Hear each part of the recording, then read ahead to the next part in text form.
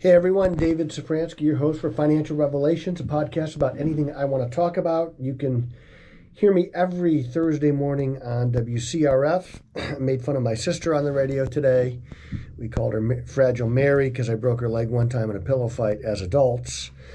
You can also call here, 1-800-344-2534. These are all scrolling beneath me. You don't have to remember them. You could just look at the scroller. And questions to Corey at epsf.com. I know epsf.com is, if I would have thought that through before, just how hard that is to roll off the tongue, I might have done it differently. We have a workshop coming up, and we have reservations. People are coming. I want you to come. It's $15. 100% of the proceeds go to the nativosusa.org, our mission arm. We're funding a mission trip to the Brazilian Amazon. We fly into Manaus. We take a public ferry 20 hours east and south to a thumbprint of an armpit called Maués. And then we get on our church boat. We go into the jungle from there, all along the river. You could go if you want. I'd like to talk to you first, of course, to let you know what it's about. But you can come to the workshop. We're going to talk about managing your money in a presidential election year. And then, of course, we're going to talk about other things too. We're going to take listener or attendee questions. We've got a system to do this. I've been schooled on it by Alyssa and Corey. They told me how to do it. So managing your money in an election year, and it's $15 a person. 100% goes to the mission trip. nativosusa.org is the website that you can go to, and you can see some of the stuff that we've done. And I'm going to do the radio show from the middle of the jungle because we take a Starlink with us, and we have 200 megabyte download speed. So today, on this Thursday, inflation data came out, and it is important because we are looking at the Fed every time an inflation report comes out, because the last one was super hot. And that really put the idea of rate cuts by Chair Powell on hold for just a little while. There was people saying that there was going to be 6 or 7 rate cuts. I knew that was hooey from the get-go. There was just never going to be 7 rate cuts this year. But the Personal Consumption Expenditure, the PCE report, came out today. And it's kind of a narrower inflation reading. And it's a measure of a fairly narrow basket of goods and services that consumers buy. It tends to be the same basket of goods and services over time that consumers buy, because that's how they judge the inflation. If they were changing it every month, you'd never get a clean reading because you'd have to get some trend on the new basket of goods. So that's this kind of fixed basket of goods and services that we spend money on as consumers. And it was hot. It was hot. It's not as hot as expected, but it was hot. And that makes me, there's some people that I follow that I respect. They're really good economic theorists, and they tend to, they're not right about everything, but when these people talk, you pay attention. Just like when I talk, you pay attention. When these people talk, I pay attention. And they're saying that there might not be any rate cuts this year. Or that one of them is even saying that the next move for the Fed is a rate hike. Now, that's hard for me to get my head around, that there was going to be, and I got a big head, so I can get it around a lot of things. But it's hard for me to get my head around that because there's so much talk about rate cuts. And even the Fed is kind of, they're not talking rate cuts right now. They're dragging it out. They're saying higher for longer. But you really haven't seen that. You haven't seen anybody in the Fed, even the inflation hawks, talk about a rate hike. It's hard for me to get. I don't think we're going to get a rate hike this year, but if the data got bad enough, we certainly would. So I think what you're going to see is the Fed is going to have an impossible time cutting into this, where you have really low unemployment, and you have GDP growth. That's what the government says. Now, most of it is government influenced by government spending. So if that government spending were to get shut off or slowed down dramatically, then you would have a slowdown. And there are plenty of things that are pointing towards an economic slowdown, and we're going to talk about that in one of the listener questions today. By the way, you can interact with me on Twitter at @skibucks1, also in the scroller down here, I like when people follow me. I put out a lot of political commentary on Twitter, things that I can't say on the radio. They just won't let me. And Moody is a nonprofit, but I'm not a nonprofit. I'm for profit. I could say whatever I want.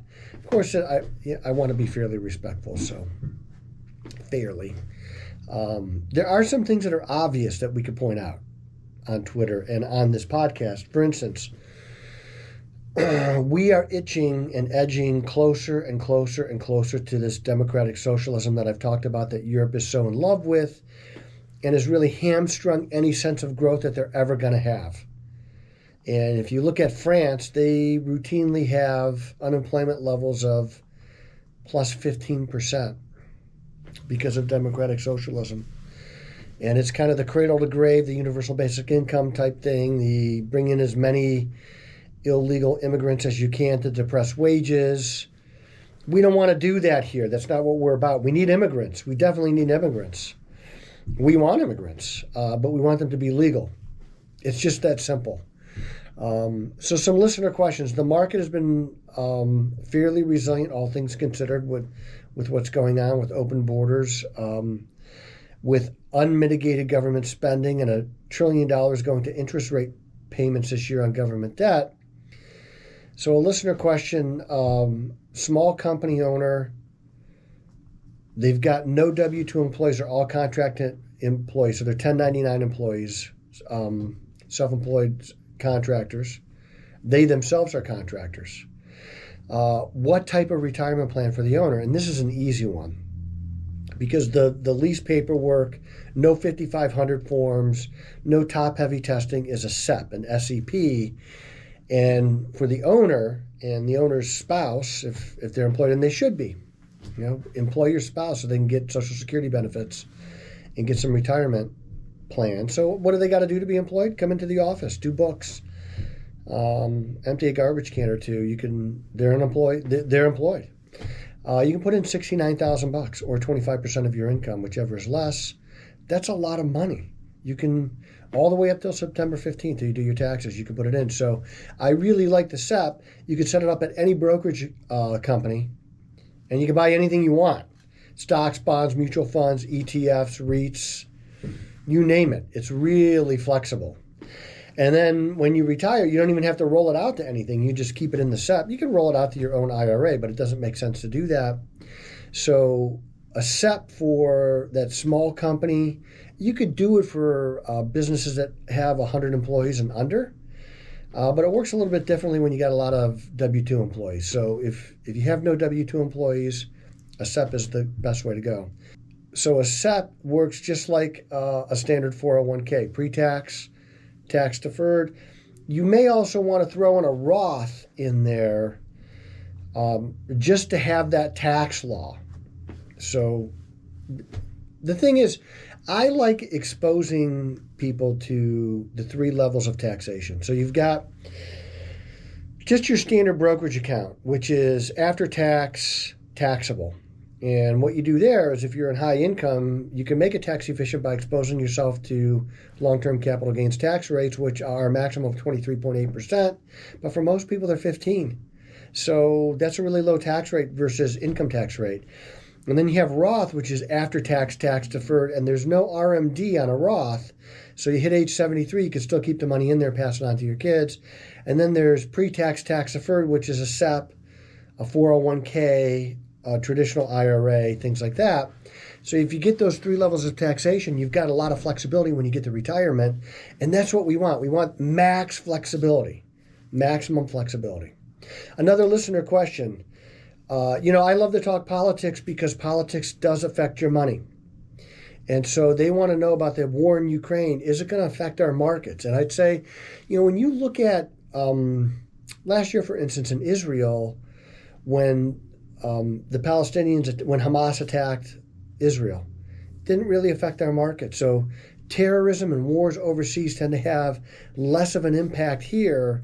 And when you look at what Israel's been going through, not just since October 7th of last year, but for decades, they would have bus bombings and terrorism. It didn't really affect us here. And the war in Ukraine is kind of like that. However, if it were to expand to a NATO country, we're all in. And that would affect us. And I just did read that. Is there anything to this? Is it more than just driving some trucks around with nuclear missiles on them? I don't know, but Russia for a long time has had these mobile nuclear weapons, and they are big, big missiles. I mean, you see these things. They're not 18-wheelers. They're like 36-wheel trucks, and they're driving them towards the border. They don't have to be on the border of Ukraine to be effective, but they're doing this as a show of force. And Russia's been fairly resolute about this. If you put NATO on our border, we're going to war with NATO. And so the Biden administration has stopped any negotiation to end the war. Zelensky actually wanted to negotiate to end the war last year, and the Biden administration sent the former Prime Minister of England, Boris Johnson, to tell them, no, you're not going to negotiate. So they've been trying to negotiate an end to this. We won't let them. We want Russia to be involved in a protracted battle where they're losing people. Now, Russia, to get the gist of this, Russia has 100 million more people than Ukraine. Russia is never going to lose this war, and we're never going to commit to Ukraine what they need to win it. Never. It's never going to happen. And Russia's not going to lose this war, and they're not losing this war, and the press is lying to us. Ukraine is losing an entire generation of young men. The average soldier age in Ukraine right now is 46 years old. Now, remember, I was in the Army for 10 years. I remember seeing people in their late 40s and 50s in the Army. It is not a young man's game. You try and climb in and out of a tank on a cold day when you're 50 years old. It is spine-crushing. But right now, I don't think that the war really does affect us, except we're sending billions and billions of dollars over there. But if it expands to a NATO country, it is going to affect us. And the last listener question, which I get this question a lot via email. I get it on the radio. I get calls on it. I got an email on it. So there's enough of them where I want to answer it. Do I see a recession this year? And I can tell you that the Fed doesn't see a recession right now, but things change quickly. Situations change quickly. And if the Fed is cutting rates for any other reason than to get to their long-term, so they're at their reset rate right now where they want things to slow down. If they get to their terminal rate, which is their long-term rate that they want to be at without a slowdown, well, we could avoid it. I think we're going to get a slowdown that's going to feel a lot like a recession. That's what I think. Will it be classically defined as a recession, which is 2 quarters of economic contraction? When you say negative growth, it sounds like you're kind of playing with words. But if you get 2 quarters in a row of negative or GDP contraction, that's a recession. We might get flat numbers. There's enough going on where I think mainly it's government spending that's keeping us afloat right now. So if you get that to slow down, if somehow that does slow down, you could get a recession. There's a lot of big companies laying people off. UPS laid off 12,000 people in management. Boeing cut a lot of jobs. You're seeing a lot of Microsoft, Meta, Google all cutting jobs. Now, that could be a realignment from pandemic hiring that they just don't need right now. There's a lot of reasons that could happen. I'm not selling gold, so I'm not going to try to scare you into a recession. But what I am saying is it is possible that we see a fairly dramatic slowdown this year.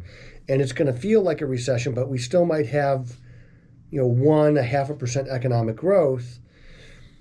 One of the things that we're going to talk about at the workshop in April is managing your money in a presidential election year. How do you do that? So what do the markets look like in presidential election years? We're going to talk about that. There's been a lot of data because we've had a lot of presidential election years. I kind of like to look from about 1960 forward because that's the modern investing era. And really, the modern era is 1992 or so forward because that's the internet era. But I think it's good to look back a little bit because we're close enough to those times of the 60s where, energy policy has changed and Economic policy has changed. The job markets have changed. There's more college-educated people. There's more educated people in general, whether it be college or trade school. So we're going to go back to about 1960 and just look at what's happened in presidential election years. What are some of the myths about investing in presidential election years? And so we're going to answer all those things. But I do think this is kind of unique because we do have a very, very active Fed that's in the news every single month. And that has an impact on investments.